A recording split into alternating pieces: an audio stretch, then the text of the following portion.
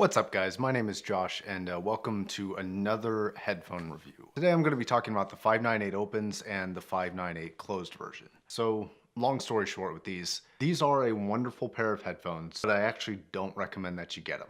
And before you hate on me in the comments and dislike the video, I want you to understand why.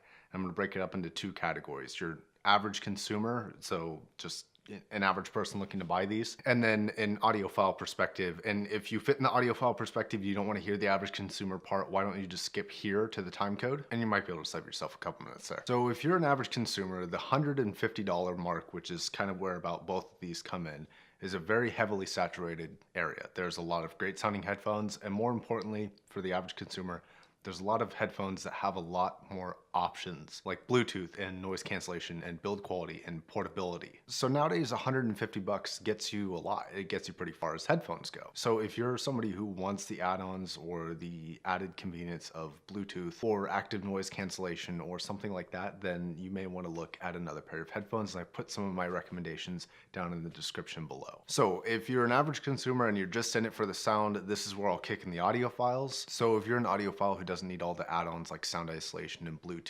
and you are just caring about the totality of how good something can sound, then I have some other recommendations that might be better at this price point, because despite these sounding really, really good, for the price, there are options that are better in sadly every category. And therein lies the problem with these. They sound wonderful, but they aren't the best at anything. And they're not even a good middle of the road like the HD600s are, especially for the price that those cost. So if your goal is ultimate sound quality at the budget of $150 or less, I recommend these options. At about 75 to 80 bucks, you're gonna get the SHP 9500s, which I think sound better than these in total, and they have a less annoying cable, because this one's proprietary. The other one is just strictly a 3.5 millimeter and it plugs right in. And you can actually put like an inline microphone in there, and it's like half the price. It suffers a little bit of build quality, but regarding sound, I think it does sound a little bit better overall. At 100 bucks, you've got M40s, and if you get like $40 brainwaves pads, that brings them up to about $150, and those are again better in almost every single category. A lot of people like the Hi-Fi Min Edition S, which all the bad reviews are all about build quality, and everyone says they sound really good. And if you want to talk about complete build quality, there's the M560s from Monoprice. The problem is that there are all these exceptions for everything that you could possibly say about this headphone. So these other options that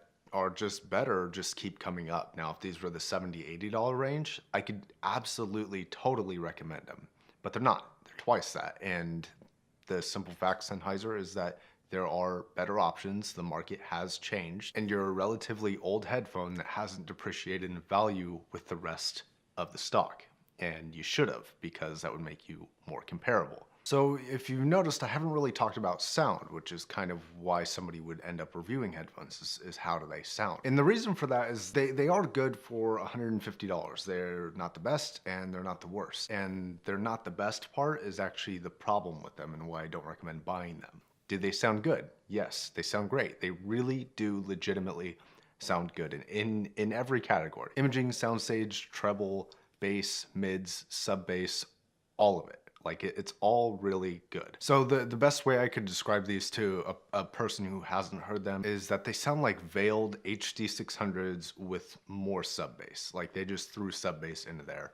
And that kind of goes across both of them. I would say that the closed versions are a little bit flatter than the open versions regarding how the open version kind of isolate the mid-range. The closed versions kind of bring up the treble and the bass a little bit to match. In my analysis of a headphone before I review it, I look at a ton of different factors. I look at everything from different genres of music to gaming to movies, and I try and see where they fit the best. And if something is the best at even one thing, or even a couple different songs or an entire genre, I can wholeheartedly recommend it under those premises. The problem is, for the money, it's not the best at anything. It's not even the best overall. So if you're buying a car to drag race, and this car at the same price has a quarter mile and 0.1 seconds faster than that other car, I have to, for that purpose, recommend the faster car. It just makes sense, and there aren't any recommendation saving features to where I can be like, I recommend buying this because of this reason. Like the HD600s, I recommend buying not because they're the best at anything anymore, because they're a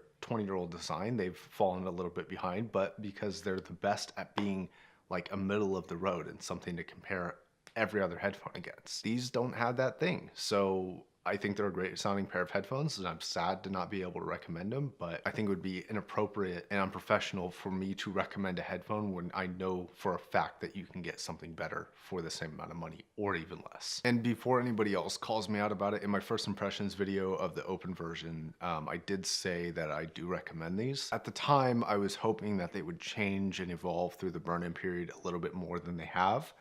And so at that point, like I said in the video, I do recommend them at this point, but wait until the full review. And that full review, which is now, unfortunately, is no longer getting my recommendation for the money. So if you can find them on the used market for like half price in really good condition, I recommend jumping on that bargain. But at full price, can't do it. So until next time, guys, thank you for watching. My name is Josh, and don't drown. It's always good advice.